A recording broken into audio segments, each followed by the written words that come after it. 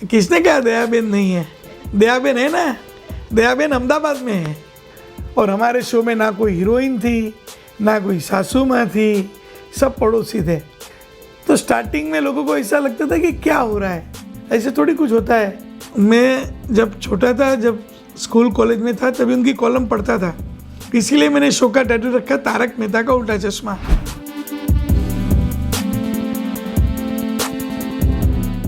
प्यारे दर्शकों, आप सबको मेरा नमस्कार। मैं आसित कुमार मोदी, तारक मेहता का उल्टा चश्मा का सर्जक और निर्माता। आप मुझे देख सकते हैं, मिल सकते हैं, मुझे सुन सकते indianexpress.com पर।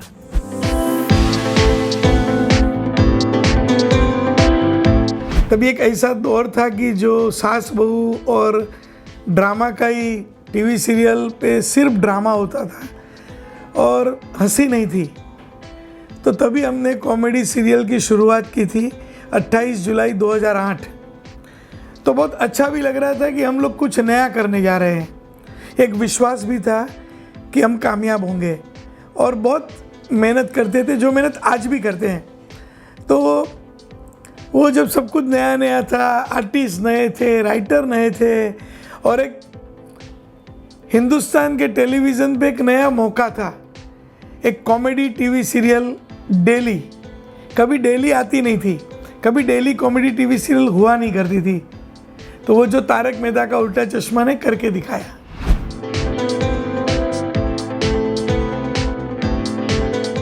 ये जो अभी आप एम्बुलेंस की आवाज़ सुन रहे हैं बैकड्रॉप में, वैसी मेरी हालत होती थी जब मैं ये शो चैनलों में प्रेजेंट करता था। आप सब मानेंगे नहीं, 2002 से मैं हर एक चैनल को ये शो प्रेजेंटेशन दिया है कि ये शो में ऐसा होगा, ऐसे होगा। कोई उसको स्वीकारने को तैयार नहीं था। लेकिन जब सोनी टीवी की एक चैनल आई, सब टीवी, जब ये सोनी पिक्चर्स का जो सब टीवी जब आया, तो उन्होंने सोचा कि सब टीवी को क्यों ना कॉमेडी चैनल बनाया जाए। तभी जो सोनी टीवी के सीईओ थे मिस्टर NP सिंह, उन्होंने मुझे कहा कि आसित, तुमको कॉमेडी का अच्छा अनुभव है, आप कोई कॉमेडी शो हमारे लिए बनाओ। तो हमने ये शो उनको दिखाया।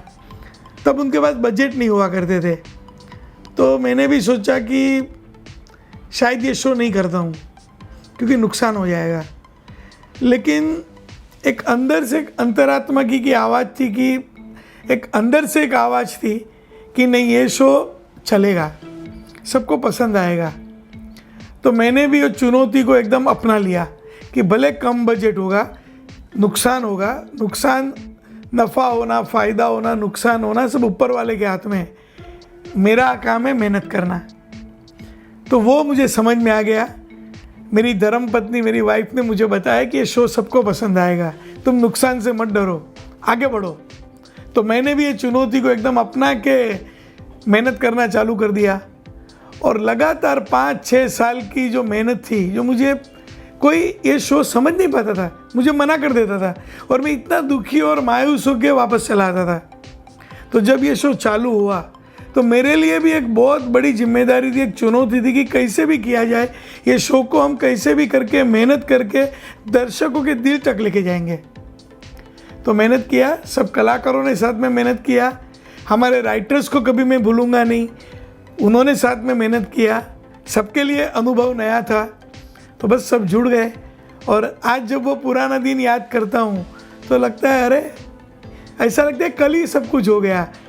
ये 2008 तो मुझे लगता है कल ही पास हो गया। ऐसा लगता ही नहीं कि 14 साल पास हो गए।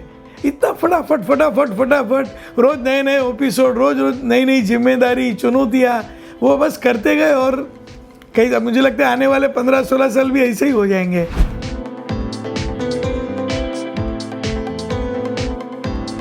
मुझे उस दिन भी याद है जब नया जब शो चालू हुआ था, तभी हमारे जो दर्शक थे उनको ये रोज़ आने वाली कॉमेडी सीरियल का अनुभव नहीं था।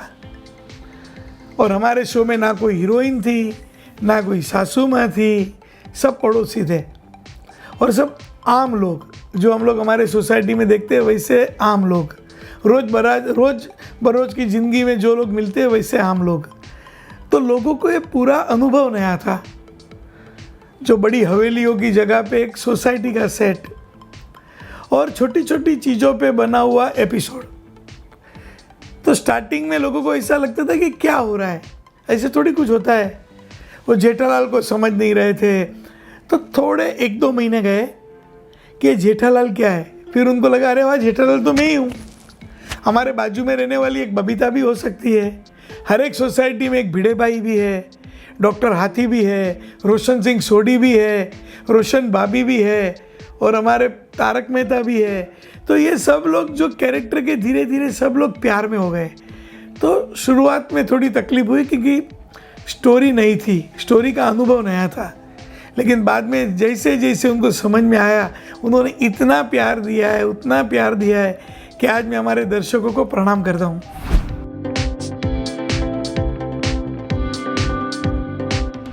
जब 100वां एपिसोड था,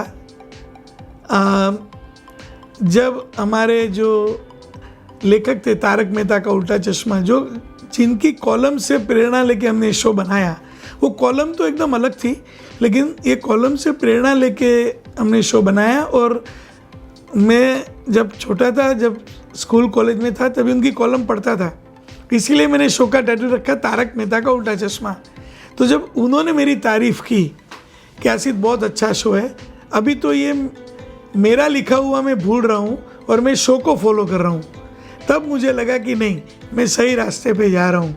और जब कोई फंक्शनों में जाता था, तो जब धीरे धीरे जो दर्शकों का प्यार देखता था, तो मुझे लगा कि नहीं, अभी ये शो चलेगा, लेकिन रोज़ के एपिसोड में रोज़ के रोज़ मेहनत करनी पड़ेगी।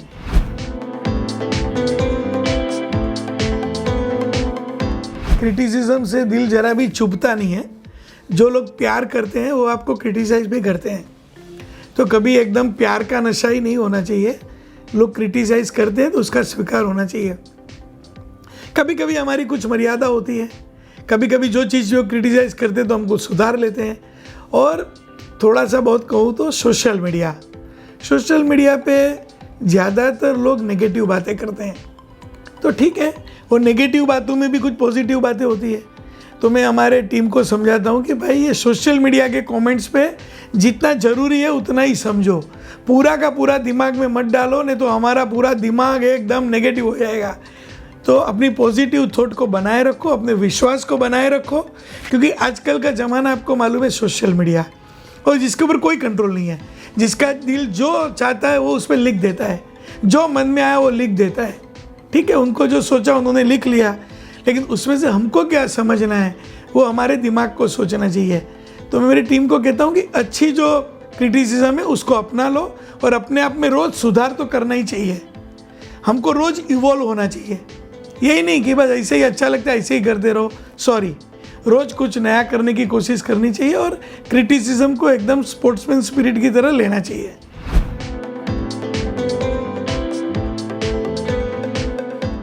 किसने कहा दयाबेन नहीं है? दयाबेन है ना, दयाबेन अहमदाबाद में है, दयाबेन जरूर है, हमारे दिल में है। शो में नहीं है तो क्या हुआ दिल में तो है ना। दयाबेन के बिना थोड़ा डिफ़िकल्ट भी होता है, और क्योंकि दयाबेन किरदार मेरा खुद का एकदम फेवरेट किरदार था, वन ऑफ द फेवरेट। मैं बहुत चाहता था दया भाभी जैसा कैरेक्टर, जो हिंदुस्तान का एकदम ऐसी भोली औरत का वो कैरेक्टर है, किरदार है कि वो मज़ा आ जाता है।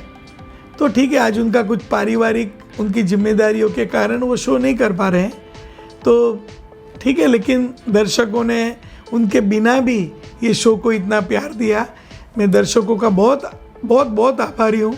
और हमारे सारे किरदार, सारे कैरेक्टर, सारे कलाकार, वो सब लोगों ने मेरा साथ दिया। तो डिफ़िकल्ट तो है क्योंकि दया भाभी तो सबके दिलों पे राज करती थी, लेकिन आप यकीन मानिए वो दया भाभी तो मुझे लगता है कि शायद अभी उनका आना तो शायद संभव नहीं है। फिर भी मेरी भगवान से वही प्रार्थना है कि वो खुद ही आए। लेकिन जैसे मैंने पहले कहा कि वो कुछ, सबका अपना परिवार होता है, परिवार की जिम्मेदारी होती है, वो उनका पर्सनल मामला है। अगर वो शो नहीं कर पाए तो आप सब लोग भी मेरे साथ भगवान को प्रार्थना कीजिए कि जो भी दया भाभी नए मिले वो भी ज़बरदस्त हो, हंगामे से भरपूर हो।